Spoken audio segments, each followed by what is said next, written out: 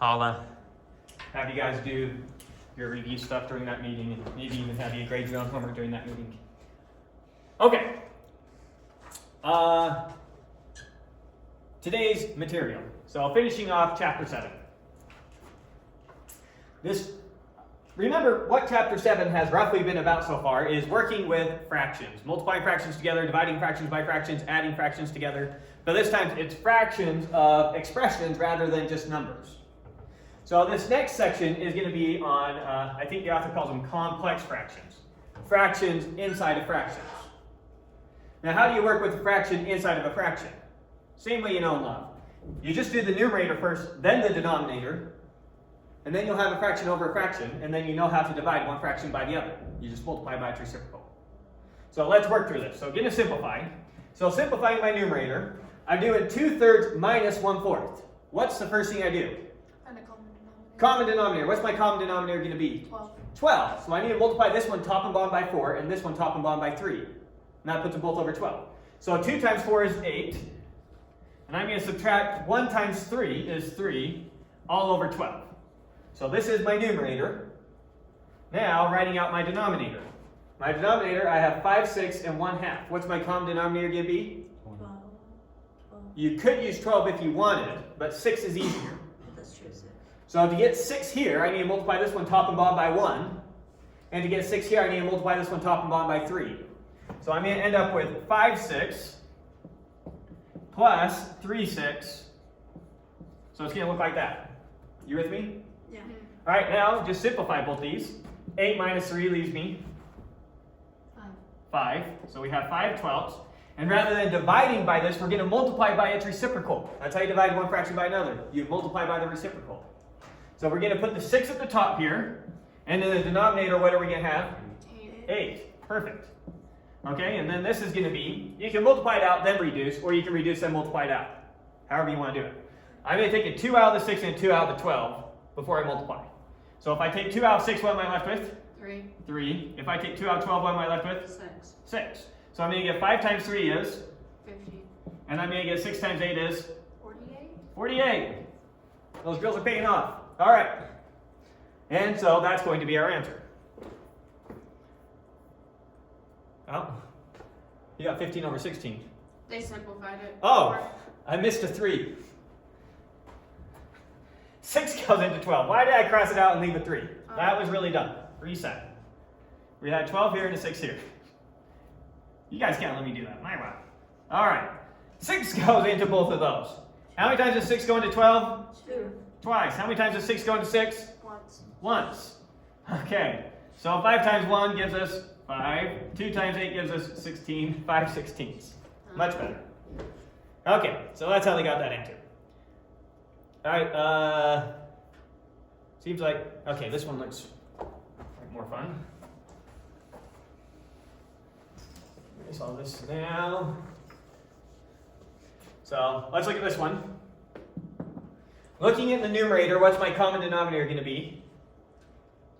X. This one has a denominator of 1. Everything can be written as over 1. So that has a denominator of 1. This has a denominator of X to the power of 2. x squared. X to the power 2, x squared. So I need this one to be over x squared. So I need to multiply 1 top and bottom by x squared. So rewriting this, that's going to be x squared over x squared minus 1 over x squared. That's rewriting my numerator, right? Rewriting my denominator, what's my common denominator going to be for my denominator? X. Just x. So I'm going to multiply this top and bottom by x. So I'm going to get x over x minus 1 over x. With me? Yes. Okay.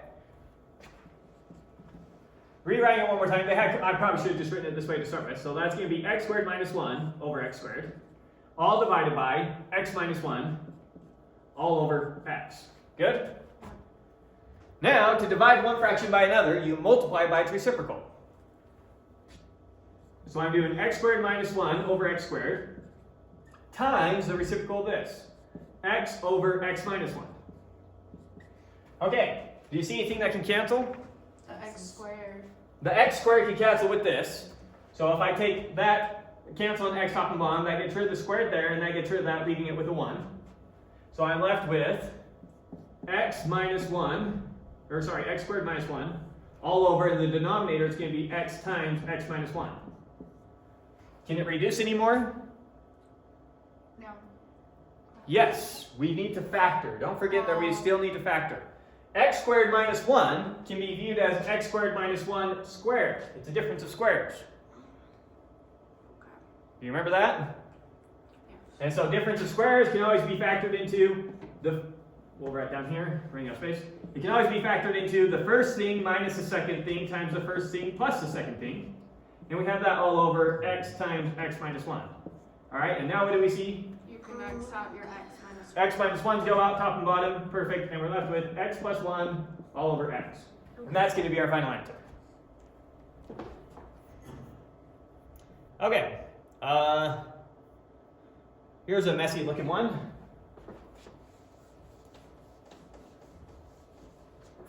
So looking at the numerator here, we have 3 over x plus 4 minus 2 over 1. What's our common divisor going to be for the numerator? X plus 4. X plus 4. So it's going to be 3 over x plus 4 minus 2 over x plus 4. But I need to take that 2 and I need to multiply it by x plus 4. So I took 2 and I multiplied top and bottom by x plus 4. Right? That's going to be my numerator. In my denominator, what's my common divisor going to be for my denominator? X plus 4. X plus 4 again. So for this term, I'm going to have 5 times x plus 4 all over x plus 4 plus 2 over x plus 4. Right? Okay. We got our common divisors, so we can add like terms. So taking my numerator here, this is going to turn into 3 minus 2 times x plus 4, all in the numerator, all over x plus 4. And we're going to multiply by the reciprocal of this thing. So it's going to be X plus 4. So x plus 4 is going to be in the top, good. And then the denominator, we're going to have 5 times x plus 4. 5 times x plus 4, all plus 2. You following me on that? Okay? What do we notice? You can cross cancel your X plus 4. Yeah, we can cross out these x plus 4s. Cross that out, cross that out. Those cancel with each other. Leaving 0? 1. 1. So we can think about that as a 1, and we can think about that as a 1. Okay, so in the numerator now, we have 3. I'm going to distribute this. Negative 2 times x is? Negative 2x. Negative 2x. Negative 2 times 4 is? Negative 8. Negative 8. Yeah. Perfect. In the denominator, we have 5 times x is? 5x. 5x. 5 times 4 is? 20x. 20. No x. And then 5, oh, we don't multiply 5 to 2, so we just have a plus 2. Right? Yeah. Okay, in the top, let's write all our x terms first. How many x's do we have? 2. Just minus 2 x's. And what do our constants add up to? 5. Negative 5. Negative 5. In our denominator, how many x's do we have? 5x. 5. And what do our constants add up to? 22. 22.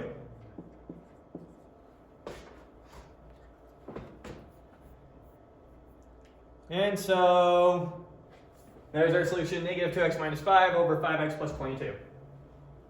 We got it. All right. We'll do one more example of these. This time it has 3 terms, so this is probably as messy as it's going to get. Can make that a little bigger since they're written so small.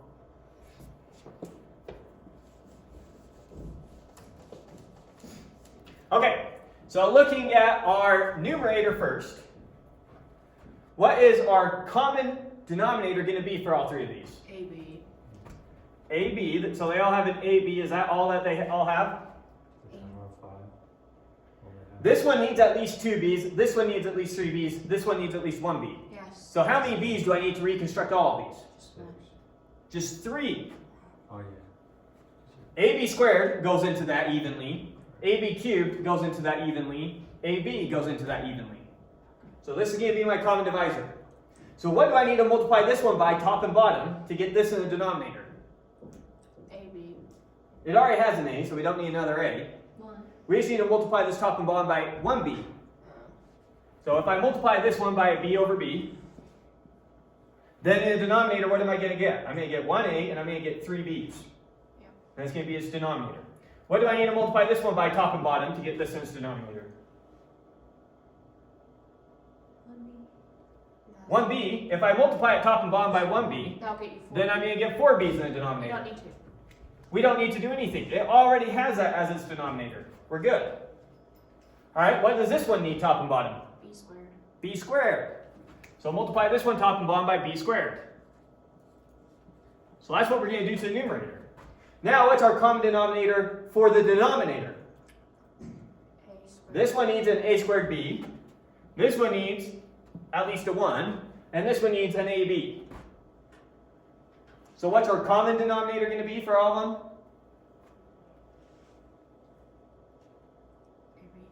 AB. AB? Let's see. Does this go into AB evenly? No. So what? A squared B. A squared B. Does this go into A squared B evenly? Yes. It goes in exactly one time. Does 1 go into A squared B evenly? Yes. It goes in exactly A squared B times. Does AB go into A squared B evenly? Yes. It goes in exactly A times. Right? Okay. So what do we need to multiply this one by, top and bottom, to get A squared B as its denominator? Nothing. Nothing. What do we need to multiply this one by, top and bottom, to get A squared B in its denominator? A. A squared B to get in the denominator. Oh. Right? So this one we got to multiply by the whole thing. I'm not sure how to write that. So this one is going to turn into, if we get A squared B in the denominator, then the numerator, if we add 2 a's, is going to give us an A cubed, and if we add 1b, is going to give us a B squared. You see that? Mm-hmm. And then finally, what do we need to multiply this one by to get an A squared B in its denominator? A. A. So we multiply this one top and bottom by A. Alright, so let's rewrite out our numerator and our denominator. So in our numerator, we had 2b minus 3 plus 1 times b squared is just b squared, all over ab cubed. That was our first fraction. Our second fraction turned into 4 plus a cubed b squared minus 1a is the same thing as a, all over a squared b. Follow that? Now, to take one fraction and divide it by another, you just take the first one and multiply it by the reciprocal of the other. So this is going to turn into 2b minus 3 plus b squared, all over ab cubed, times reciprocal. So it's going to be a squared b, all over 4 plus a cubed b squared minus a. Oh, thank you. Yeah. All right. So now what do we notice?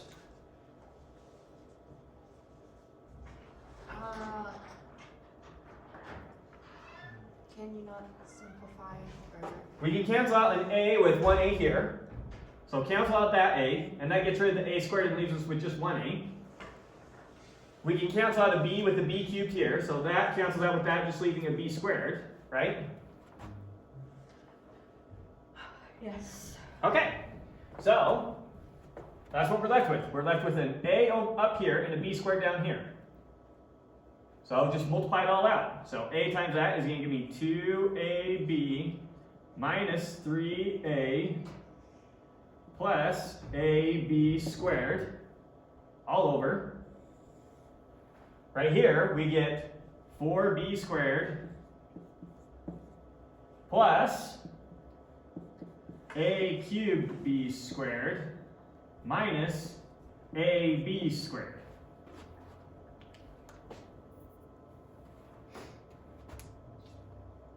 All right.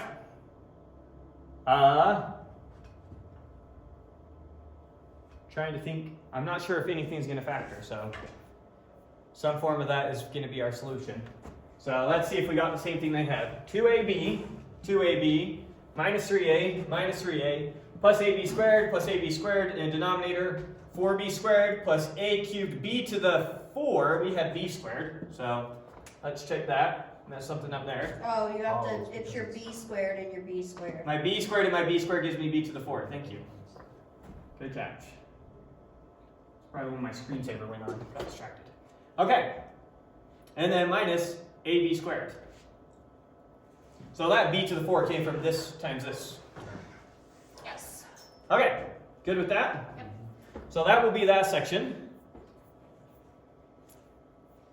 How many are we going through? 4 sections.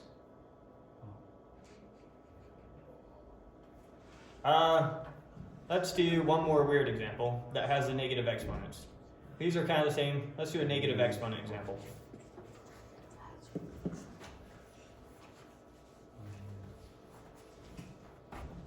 Okay. When you have a negative exponent, how do you make it positive? You have to put it in the denominator. You put it in the denominator. Now, this does not mean we stick it down here. No. M to the negative 2 is the same thing as 1 over m squared. So I'm going to rewrite this term. This is 1 over m squared plus 2 over m, moving that to denominator. 2 to the, we can think about that as m to the 1 if you want, bringing it down. But then this would all be over m plus 4 over m squared. And now we can start doing it exactly how we did the previous problems. Don't accidentally take that and stick it down there with an m squared. Big no-no. All right. So now looking at our numerator, what's our common denominator going to be? M squared. M squared. This already has m squared. How do I make that m squared? I need to multiply top and bottom by n. Right? For our denominator, what's our common denominator going to be? M squared. M squared. So to give this one an m squared in the denominator, we can think about m as m over 1, if that helps. To get this one an m squared in the denominator, we need to multiply top and bottom by m squared. Remember, since we're just multiplying by 1, doesn't change anything. That one already has an m squared. So rewriting out this term, our numerator, we have 1 plus 2m all over m squared. And now we multiply by the reciprocal of this. It's going to be m squared. So this one's denominator is going to be m squared. And this one's numerator is going to be m squared times m is n cubed. Plus 4. Plus 4. Now the m squared and the m squared cancel out with each other. And so I'm left with, this is equal to, I'm going to write the 2m first. 2m plus 1 all over m cubed plus 4. Because remember, when you cancel out like this, then that's the same thing as 1. So I did that times 1, and I did 1 times that, which is how I got those. So 2m plus 1, and then m cubed plus 4. They did 1 plus 2m and m cubed plus 4. Same thing. Okay. So that ends 7.5. Moving on now to 7.6. All right. 7.6, going to be using some common logic over and over again. If I have, right over here a bit bigger, if I have a over b is equal to c over d, let me rewrite that more centered so you can see my logic here. If I have a over b is equal to c over d, it turns out that this is the same thing as a times d is equal to b times c. This times this is equal to this times this. I'm going to show it to you really quick. I'm going to take this side, and I'm going to multiply both sides of this equation by b, and multiply both sides of this equation by d. If I multiply one side by something, as long as I multiply both sides of my equation by the same thing, I'm not changing it. So I'm going to multiply this side by b, and I'm going to multiply it by d. And I'm going to multiply this side by b, and I'm going to multiply it by d. Now notice, b and b cancel out, and d cancel out. And so over here we're left with an a and a d, is equal to, over here we're left with a b and a c. So, when you have two fractions equal to each other, the product of those two is equal to the product of those two. You can cross multiply like that and it gives you a true equation. Make sense? So these types of problems are just going to be requiring us to do that over and over again. Again, you can already solve these problems the way that you've been solving problems before. I could take this and I can multiply both sides by 9, and then simplify and figure out what my x is equal to. You can still solve these types of problems the way you've already been solving them. This just gives us a new way to solve them. I know that times that is equal to that times that. So I know 6 times x is equal to 20 times 9. What's 20 times 9? Yes, you do. What's 2 times 9? 18. 18. So 20 times 9 is 180. 180. Okay, 180 divided by 6. Yes, you do. 30. Right? Same as 18 divided by 6, then add your 0. So there we go. X is 30. Not bad, right? No. Okay. Oh, that's him solving it. Okay, let's do another one where we don't accidentally see everything. Make that a little bit bigger. Okay. So we've got x plus 3 over 4 is equal to 2 over 5. Now this times this is equal to this times this. So we're going to just cross multiply.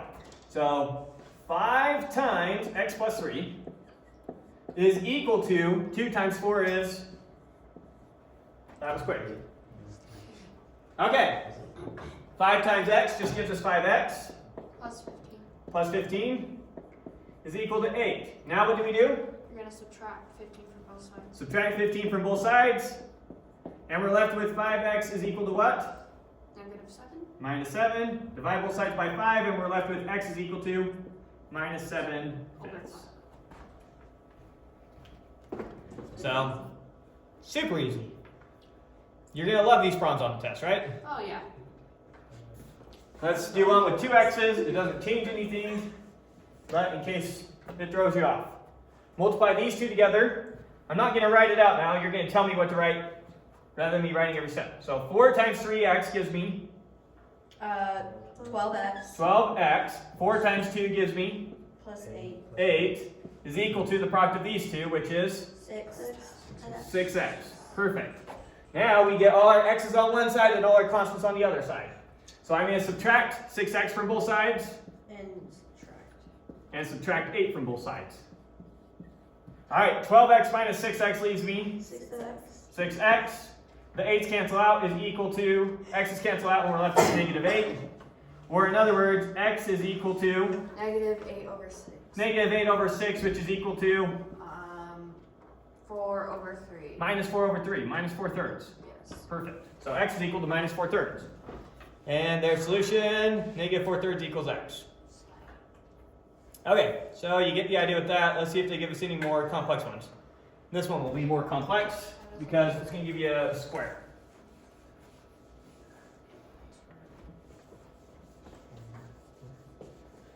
So looking at this one, start by cross multiplying. So I'm going to do this times this. So I get k plus 3 times k minus 2 is equal to what? 24. 24, good. All right, now we multiply this whole thing out. K times k is going to give me a k squared. We're going to get 3k from that, and we're going to get minus 2k from that for a total of just 1k. And then 3 times negative 2 gives us minus 6. You see that? Yep. Multiplying it out. This is equal to 24. Now what do we do? You add your k's to that out. Do negative, No clue. add -6 to both sides. Add negative 6 to both sides? Add 6 to both sides. No, because we have a k squared here. So we can't just get k on one side and everything else on the other side. We're going to have to solve this by factoring. So we need to get everything equals 0 and then factor it. Okay. So this time we actually want everything over here and 0 over here. So I subtract 24 from both sides. And so I'm left with k squared plus k minus 24. Don't you want to negative 6 minus 24 gives me minus 30. All right. That is equal to 0. Now we got to factor. So we're looking for two numbers. Multiply together, give me negative 30. Added together, give me positive 1. Multiply together, give me negative 30. Added together gives me positive 1. Since we get a negative here, we know one has to be positive, one has to be negative. A negative times a negative is positive, and a positive times a positive is positive. Since the product. 6 and 5. So close. Not 6 and 5. No, What? 6 and 5 is 30. Negative 6 and 6. Exactly. Negative 66 comes out 36. You want? Why couldn't you do 6? Positive 6 and Positive 6, negative 5. Positive 6, negative 5. Your bigger number has to be positive because their sum comes out positive. There we go, good. So that is equal to 0. Now when is this product equal to 0? That happens when this factor is equal to 0 or this factor is equal to 0. So, when is this factor equal to 0? What value of k makes it 0? negative 6. Look at this one. Negative 6. So if k is equal to negative 6, plug that in. What's negative 6 plus 6? 0. So that gives you 0. So that's one solution. When is this factor 0? When it's 5. When k is 5. So these are your two solutions. K equal 5 and k equal negative 6. Make this equation true. You can always and forever go back and plug in. You can come in and you can plug in 5 here and see if you get the same thing, or you can come in and plug in negative 6 here. Let's plug in 5 just to see it's in action. So plugging in 5 for k. If we did this right, 5 plus 3 is 8.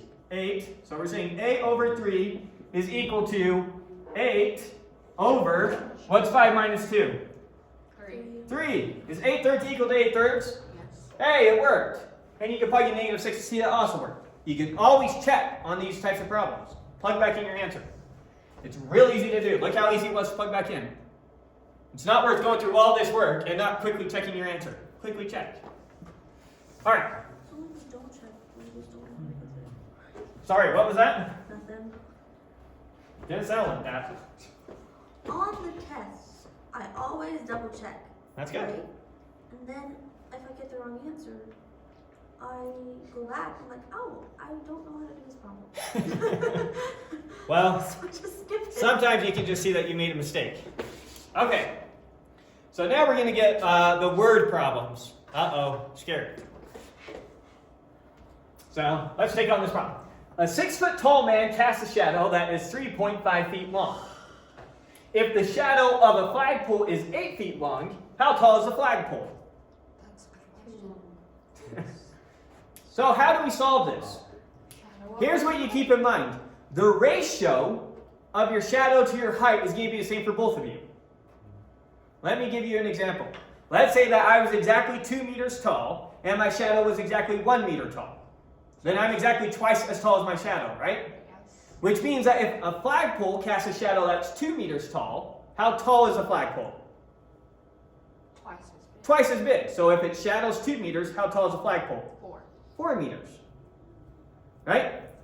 That's the idea in the simple example. Let's do a slightly more complex one. The point is, your height over your shadow is going to be the same for both you and for the flagpole. If I'm exactly twice as tall as my shadow, then the flagpole is exactly twice as tall as its shadow. So it's triple? If I'm exactly 1/3 of my shadow, then the flagpole is going to be exactly 1/3 of its shadow. So my height over my shadow is going to equal the flagpole's height over the flagpole's shadow. So my height, I'm 6 feet tall, divided by my shadow, 3.5, is going to equal the flagpole's height, I don't know, divided by the flagpole's shadow, 8 feet. And that's going to be the hard part. And then once you got this, you know how to do it. You just cross multiply, right? Yeah. So 6 times 8 is going to be equal to 48. 48 is going to equal, I'm going to write this as 7/2 x rather than 3.5. Okay. You with me? Now getting the x by itself, we're going to multiply both sides by 2/7. Yes. Right? So times 2/7 times 2/7. The author probably doesn't do it this way. He probably just gives a decimal number. But 2 times 48 is 96 over 7 is equal to x. Can you simplify that all? Oh, yeah. Okay. Let's see. Is 7 going to go into that? Probably not. What's 7 times 15? 75? What's 7 times 15?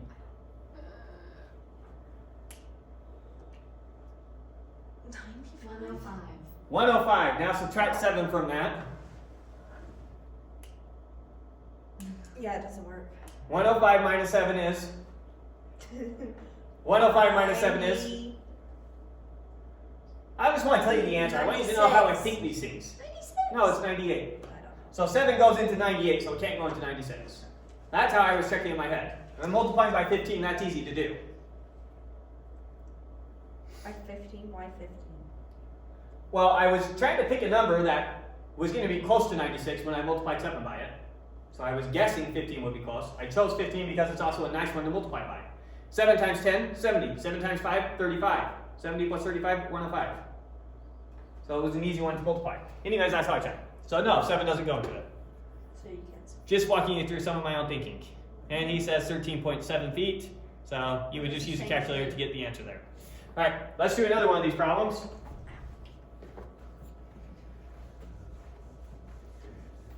Okay, in a basketball game, the home team was down by 9 points at the end of the game. So the home team is equal to the away team's score minus 9. Or maybe you'd rather see visitors. I don't know how you think about it. He'll probably say visitors. Let's see. Yes, he does. So in a basketball game, the home team was down by 9 points at the end of the game. So the home team score is equal to the visitor's score minus 9. Okay. Right? Now, I'm guessing the home team only scored 6 points for every 7 points the visiting team scored. So the home team score over the visiting team score was equal to 6 over 7. Right? And now, what are we looking for? What was the final score of the game? So we need to figure out the home team score, the visiting team score. I have 2 equations, 2 unknowns. So substitute one into the other. So I'm going to substitute for h into this. That seems like the easier one to me. So the visiting score minus 9 over the visiting score is equal to 6 over 7. Right? Cross multiply. So 7 times v is going to be 7v minus, what's 7 times 9? 63. 63 is equal to 6 times v. Right? Going to put all my v's on one side and all my constants on the other side. So 7v minus 6v leaves me with, 1v. which is v, is equal to, we move 63 to the other side, is just 63. So the visitor scored 63, and what did the home team score? They had 9 points less than the visiting team. The home team lost by 9. So their score was what? 53 is 10 down. 54. So your home team was 54, your visiting team was 63. That was the final score. Make sense? So these word problems, it's often going to be trying to come up with your starting equation. That's such a pain. But once you got that, should be much easier. Those are still questions. Beautiful. Lots of word problems. Lucky you guys. Oh, so much fun. Thanks. All right.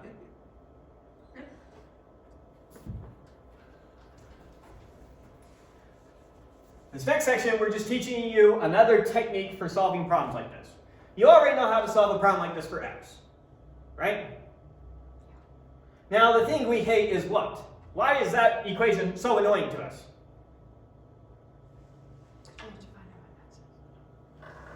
Well, if I would have given you something like 2x minus 5 equals 6, you'd be happy to see that. Because it's in fractions. Because it's in fractions. We hate those fractions, right? We would love to just be able to get rid of these fractions. And so that's what this next section is going to be all about. Let's just get rid of the fractions. How can we get rid of the fractions? We find the least common multiple of all these, the same thing as a common divisor. Least common multiple, or the common divisor of these 3 things. So of 3 and 6 and 4, what is that number? That 3, 6, and 4 all go into evenly. 12? Yeah, 12. So all we're going to do is multiply both sides of our equation by 12. That's it. So if I multiply this, so I'm going to take this, I'm going to multiply this by 12, I'm going to multiply this one by 12, and I'm going to multiply this one by 12. You with me? Yeah. Okay. If I take this term and I multiply by 12, 12 cancels out with the 3, leaving how much in the numerator? 4. So just this term by 4. So 4 times 2 is going to be 8x. Okay. Right? That was multiplying this by 12. When I multiply this by 12, it's going to cancel out with the 6, leaving how much? So the 3 canceled out, leaving 4 here. So we ended up multiplying by 4, ignoring the denominator. 6 canceled out with the 12, leaving how much? 2. 2. So that's going to be minus 10 is equal to, 12 cancels out with the 4, leaving how much? 3. 3. So that's going to be is equal to 9. Move the 10 to the other side, we get 8x is equal to 19, or we get x is equal to 19/8. So if we want to quickly get rid of our fractions, just multiply both sides by their least common multiple or their least common divisor. 19 over 8, right? Yeah. So let's do another one like that. The divisor on this one is x plus 2. The divisor on this one is just 1. The divisor on this one is x plus 2. What's their least common multiple or their least common divisor? X plus 2. So I'm going to multiply this one top and bottom, or I'm going to multiply this by x plus 2, this by x plus 2, this by x plus 2. Yep. So I'm going to do. When I multiply this by x plus 2, what am I left with? 1. I'm left with just 5x plus 5. Because the x plus 2 cancels out, right? Oh, yeah. When I multiply this by x plus 2, it's just 3x times x plus 2, whatever that is. When I multiply this by x plus 2, I'm left with just the x squared. It cancels out the x plus 2 in the denominator. And now, this one's one that we're going to ultimately have to solve by factoring, but now you know how to solve it from here. So let's solve it out. Here we're going to get 5x plus 5 plus 3x times x is going to give me 3x squared. 3x times 2 is going to give me plus 6x. And then I'm going to subtract away the x squared because I want this ultimately equal to 0. Because I'm going to solve this by factoring, right? So let's see, I have 3x squared minus x squared. How many x squareds do I have? 9. I have 3 here, minus 1 there for a total of 2x. 2x squared. Okay, there's our 2x squared. How many x's do I have? I have 5 here, I have 6 there for a total of 11. Okay, Plus 3. Oh, no. Plus. we have a 5 here. Is that our only constant? There's, yeah. That's our only constant, plus 5. Equal to 0. Why don't you want to do, Did I mess something up? don't you want to do 2x minus 2 and x plus 2? Well, if we try and factor this, it's going to have to be a 2x there and an x here. So I'm looking for two numbers multiplied together to be 5. So I think it's going to be plus 5 here and plus 1 here. That's not going to. Yes, because now I have a 2 here. So 2 times 5 gives me 10x. 1 times x gives me 11x. Oh. So it's going to be that equal to 0. That's a 5. Okay, so now when is this one equal to 0? When does 2x plus 1 equal 0? What value of x makes that 0? When it's negative 1? Not. So close. Is it negative 2x? Alright, I don't know. so I want to know when 2x plus 1 is equal to 0. Well, that happens when 2x is equal to negative 1, or when x is equal to minus 1/2. So x equals minus 1/2 is 1, that makes it 0. What makes this one 0? Negative 5. X equal minus 5. So those are going to be our two solutions, assuming I didn't mess up somewhere. Since we had to factor that one a little bit more weird, maybe I did. Nope, I didn't. So x equals minus 1/2 or x equals minus 5. Okay, let's try another one.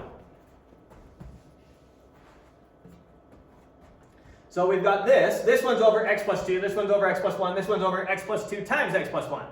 What's our least common multiple going to be? X plus 2. X plus 2 times x plus 1. Huh? Yep, of course. This has an x plus 2, this has an x plus 1, this has an x plus 2 and an x plus 1. Wow. So if I'm trying to come up with their least common multiple, the thing that all of them go into evenly, it's going to be x plus 2 times x plus 1. Right? Okay, so I'm going to take this term, and I'm going to multiply it top and bottom, or not top and bottom, I'm just multiplying both sides by x plus 1 times x plus 2. So take this term and multiply it by x plus 1 times x plus 2.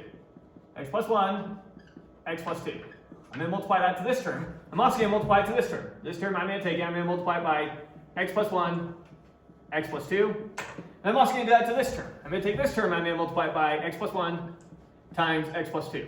Just multiplying everything by their least common multiple, or their least common divisor. All right, when I do this one, what do I notice? You can cross out the x plus 2. X plus 2 cancels out. I'm left with x times x plus 1. Over here, what do I notice? You can cross out the x plus 1. Over here, what do I notice? You can cross out the whole bottom thing. You can cross out everything. And so I'll multiply it out. X plus 1 times x gives me x squared plus x. Good. 1 times x plus 2 gives me X plus 2. x plus 2. Multiplying by 1 just gives you the same number. And over here, we're left with just 5, right? Since I have an x squared, I'm going to have to solve this with factoring, so I'll get everything on this side. So I've got an x squared plus 2x. If I subtract 5 from both sides, what am I left with over here? 2 minus 5 is? Minus 3. Good. Equals 0. Now we got to factor this. So I'm looking for two numbers. Two numbers multiplied together gives me minus 3. Added together gives me positive 2. What do we negative? So since they give me a negative, I know one's negative, one's positive. It would be 3 and 1. It would be minus 1 and positive 3. Yeah. Good. 1 and 3. And so now what value of x makes this 0? 1. And what value of x makes this 0? Negative 3. And there we go. Minus 1, minus 3.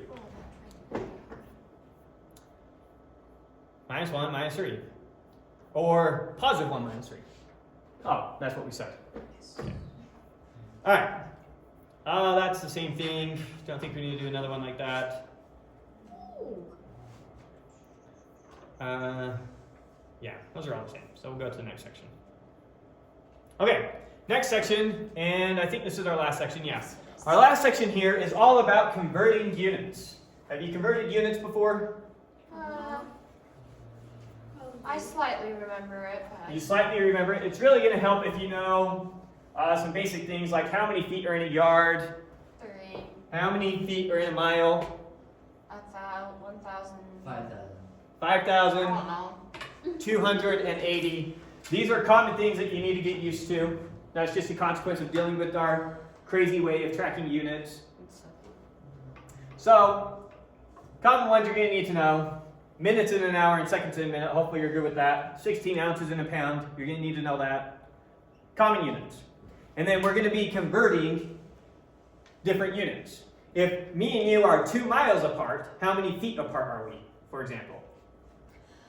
10,000 something. 560. Yeah. No. So, that's what we're going to be doing. So let's just jump into one of these. I'm not sure what he wanted. Oh, 17.37 miles to feet. So let's go over how to convert this. So I have 17.37 miles, and I want this expressed in terms of feet. How do I do this? 17.37 miles. Miles is a unit there. You can't just cross out. You can't ignore it. Don't ignore your units. That unit is very important. I want to convert this to feet. The only thing I can do to this number is multiply it by 1. That way I'm not changing the number. And I want to keep multiplying it by 1s until I'm left with some number of feet. So, I know I need to cross out my miles and somehow get feet in there. So how many feet are in a mile? 5,280. So I know that 5,280 feet is the exact same thing as 1 mile. I'm taking this number and I'm multiplying it by 1.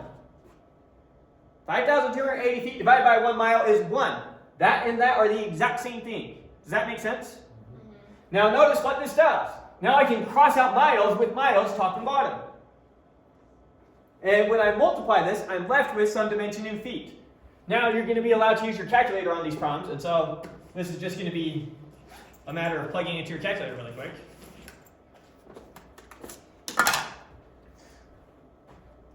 So we take 17.37 times 5,280, and we're left with 917. I don't think we're going to talk about significant figures. I'm not sure how the author is going to write this. So it's going to be 91,000 713.6 feet. Is probably how he has it written. Yes. Make sense? Okay, let's do another one. 1 pound.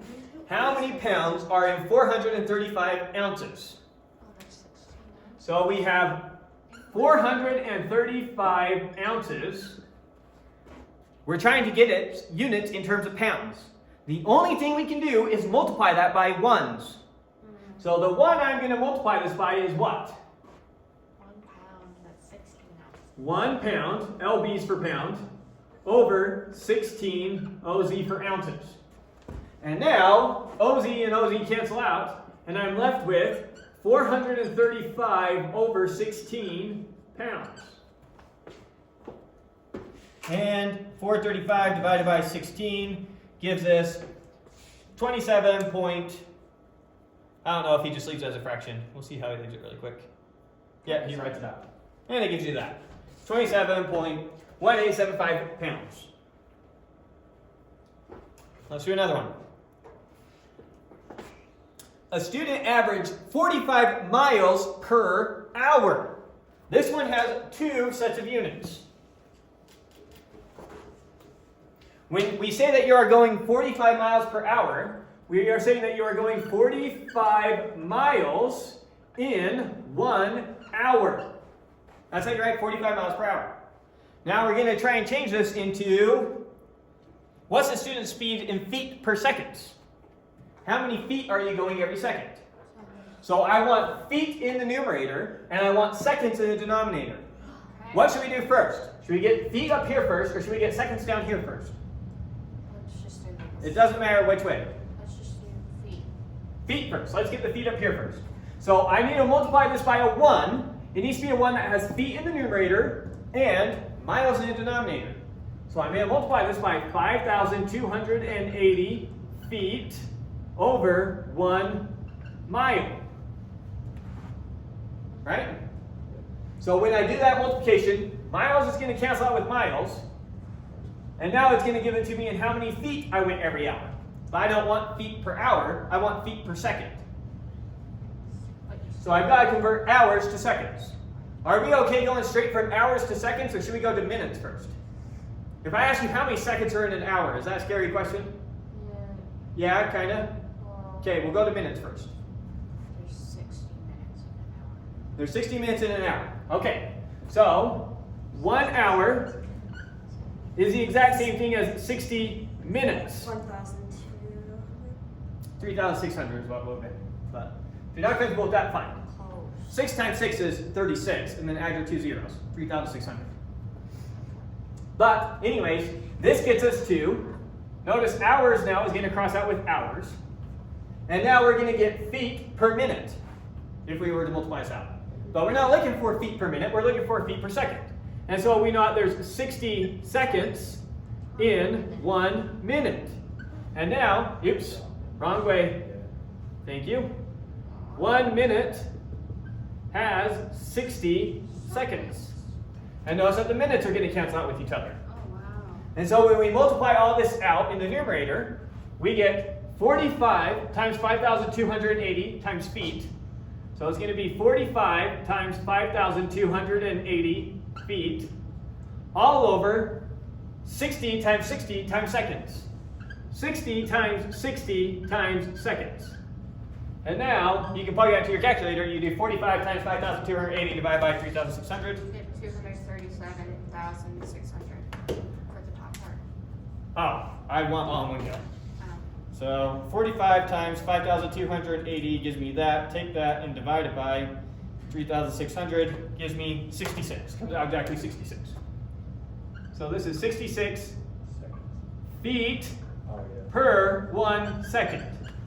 That's one way to write it. Another common way we write it is 66 feet per second. That's an FT. So those are both acceptable ways to write it. And he writes it, he just spells it out, 66 feet per second. Okay. Let's try another one. Convert 8 cubic feet to 8 cubic yards. Now this one can be a little bit tricky. Let me really quick go by 1 square yard for a second and help you see why it's tricky. So imagine that this is 1 yard by 1 yard. So the area of that square is 1 yard squared, right? You with me so far? Yes. Now, how many feet are in a yard? 3. 3. So this is going to be 3 feet squared, right? In terms of feet? Yes. No. Let me help you see pictorially why. 1 yard is 3 feet. So break this up. That would have been a foot, that would have been a foot. And that would have been a foot, that would have been a foot. Now look at all your square feet. And how many square feet do you have? 9. 9. Not 3, 9. It's that kind of thinking that's going to throw you off when you calculate these units. Imagine that I had 1 yard by 1 yard by 1 yard. So this also went out 1 yard. Then this line would have carried up like that. This line would have carried up like that. We would have had this split. We would have had this split. Sorry, bad picture. Should do a good picture. I'm going to help you see it.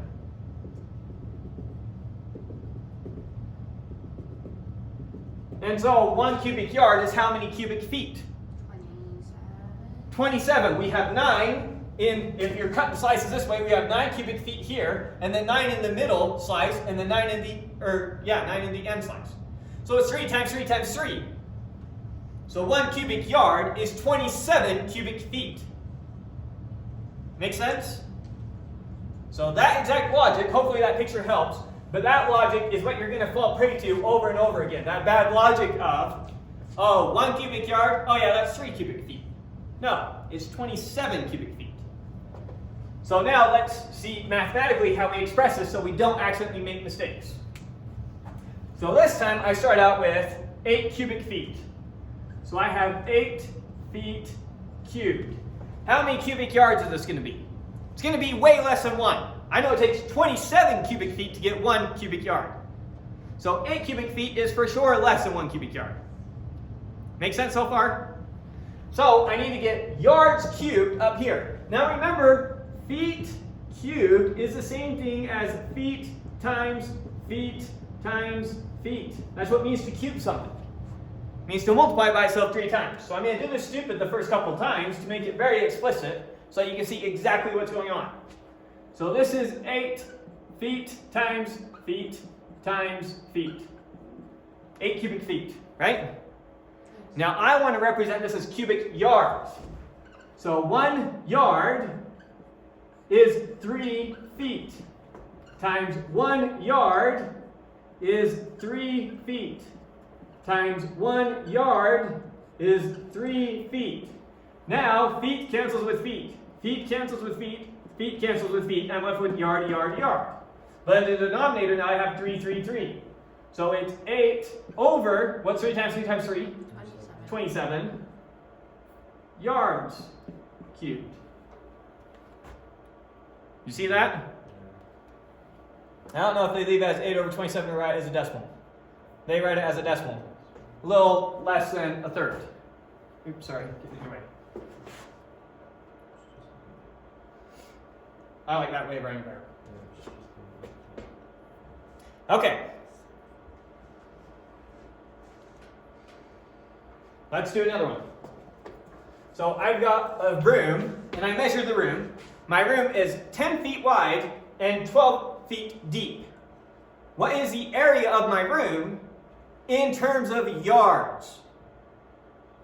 That's the question. What's the area of my room in terms of yards? So 10 feet by 12 feet. First off, what is the total area of my room?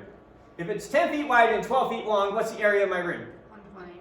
120 what?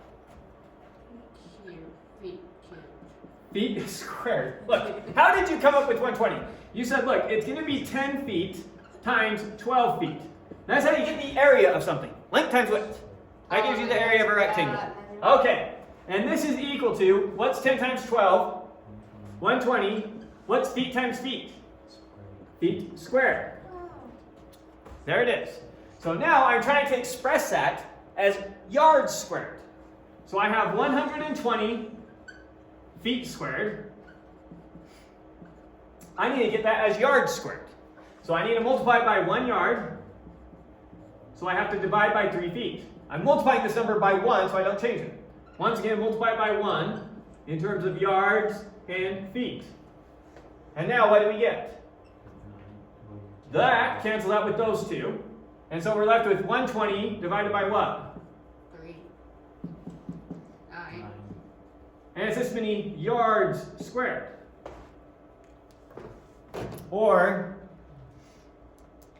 120 divided by 9 gives us 13.33333. Not sure what the opportunity is. 13.3 repeating yards squared.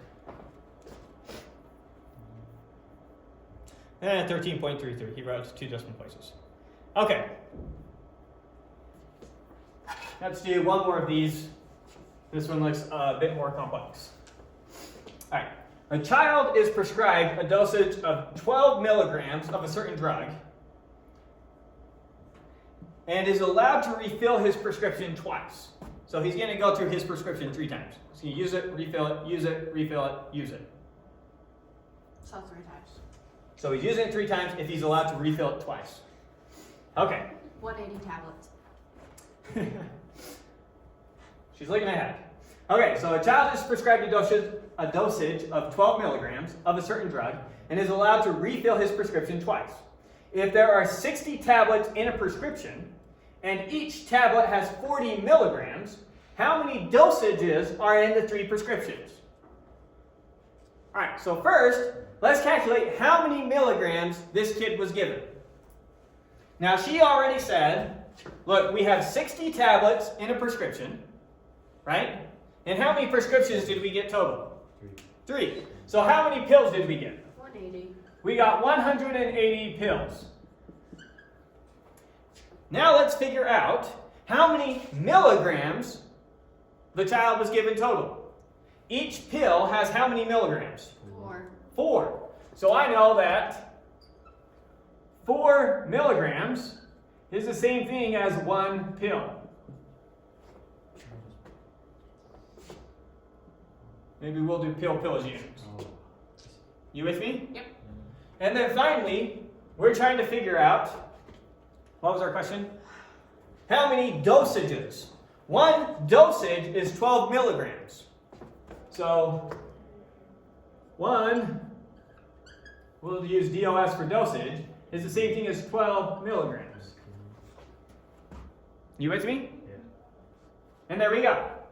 So this, when it's all said and done, pill will cancel with pill, milligrams will cancel with milligrams, and we'll get how many dosages it is.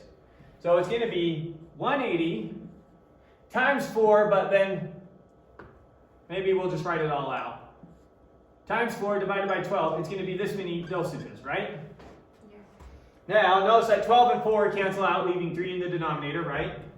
And 180 divided by 3 gives me 60. 60, so it's just 60 dosages.